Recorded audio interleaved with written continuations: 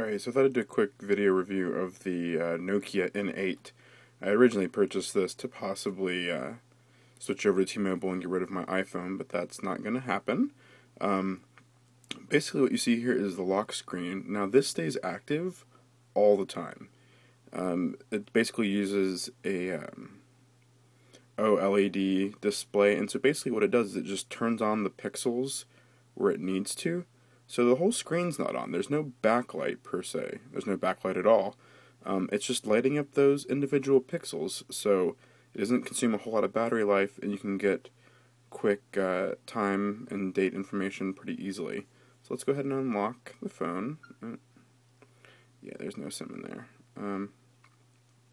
So basically what you have here is the home screen. You've got, basically it's a whole bunch of shortcuts and widgets. Basically describes the home screen. Let's open mail. The mail client's fairly decent, I would say. It's nothing to write home about. One of the problems with this phone, other than it continuing to ask me for a SIM card, is that exchange is pretty hamstrung on this phone. You can only do one exchange account. And that exchange account won't see multiple calendars. So like I have multiple calendars. I think it's easiest to organize that way.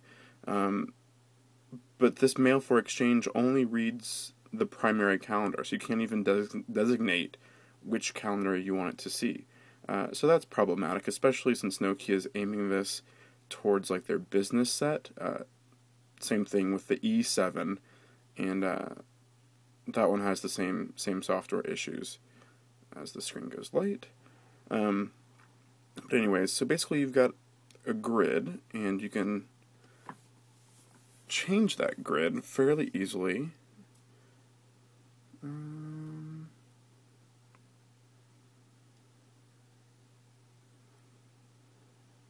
Favorite contacts. So there are some of my favorite contacts and my favorite people.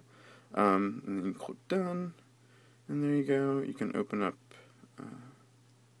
a stock web browser isn't very good, so I downloaded Opera, which operates fine over Wi-Fi. This is the other part of the problem with Symbian, is the text they use is very outdated.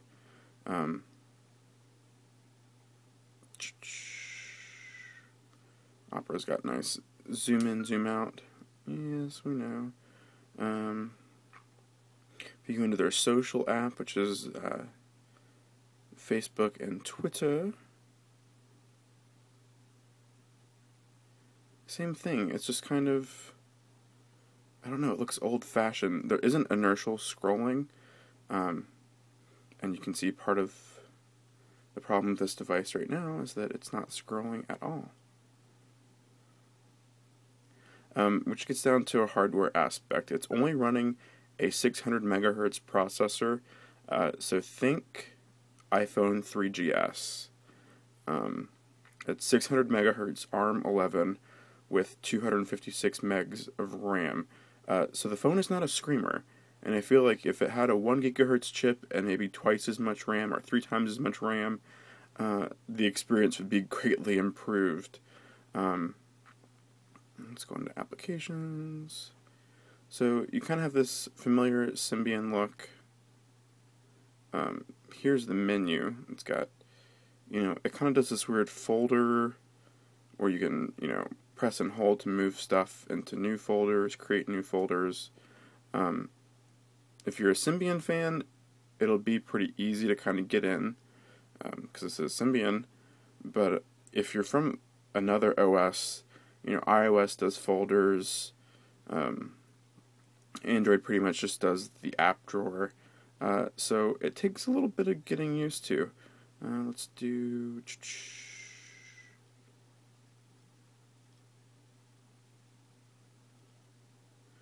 One thing that's pretty awesome is their map client.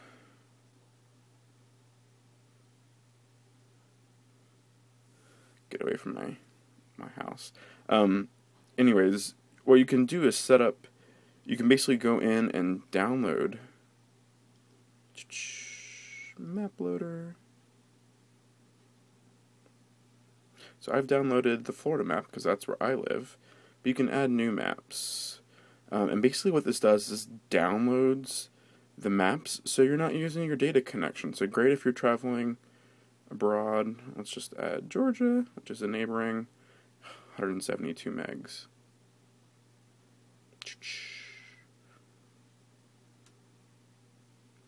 We'll exit that since... Yep, see another responsiveness. And when you've got... Yes, I know.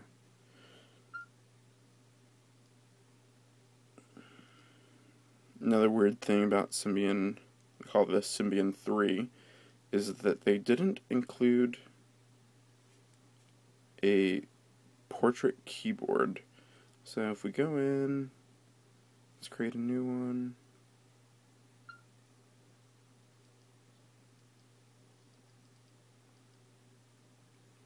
And now it's completely become unresponsive.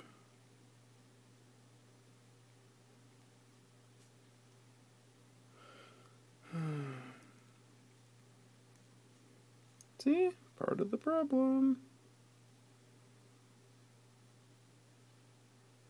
Yes, that is my Wi-Fi network that you're connected to.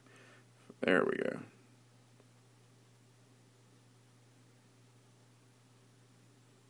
Popped up the app switcher there for a second. Okay, so here's basically the app manager. You just click on those X's and that closes the programs. So, yeah, see, it can take a while. Sometimes the app launcher crashes. It's a hot mess. Yes, I know there's no SIM card in there.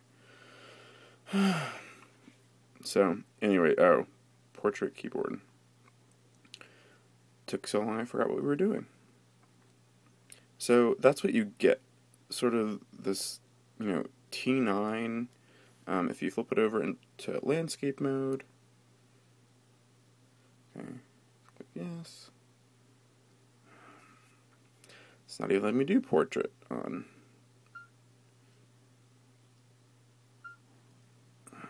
Anyways, it does have a nice landscape mode that apparently doesn't work for calendar. But kind of like Palm WebOS, you can touch up there, and it'll give you kind of everything that's, shortcuts to your networks, and a pretty cool battery saving mode, which shows you the battery, and then you can click activate power saving mode, activated. So then when you lock the screensaver does not show up. Also what that does is you can kind of tell here the 3G's gone away. When I had the SIM card in there, it cuts it down to edge, which is slower data, but uses a whole lot less battery life. So that's pretty neat as far as...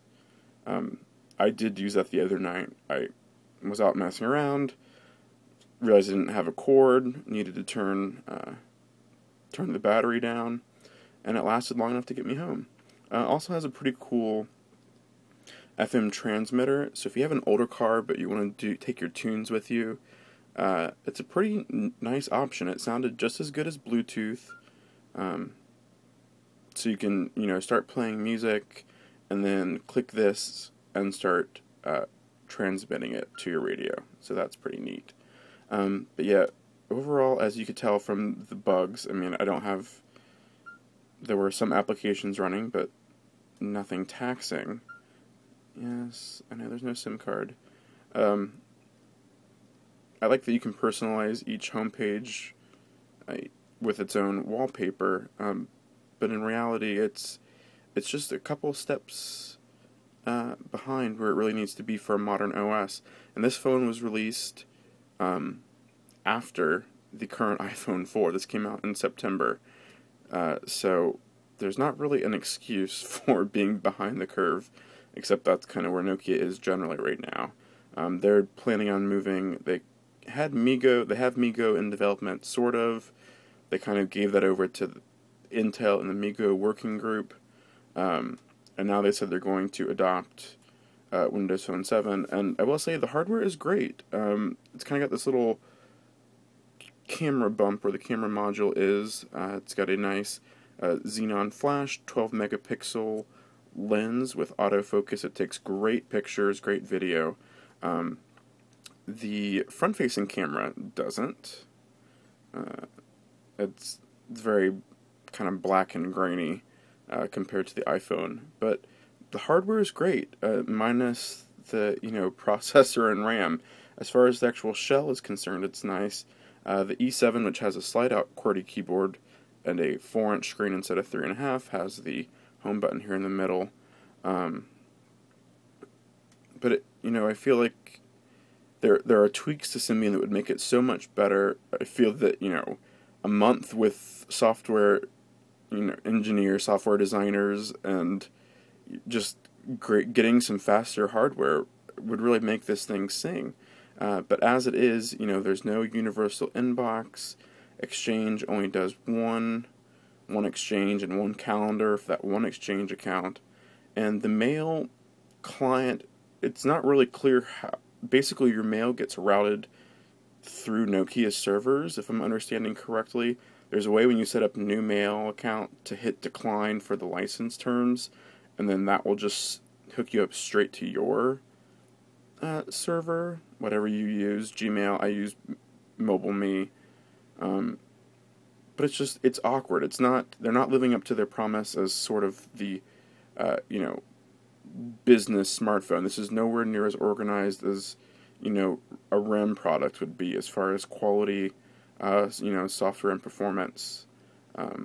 So despite the great hardware, and I love Nokia. My parents have E71s, but this just doesn't quite cut it for the modern day smartphone user.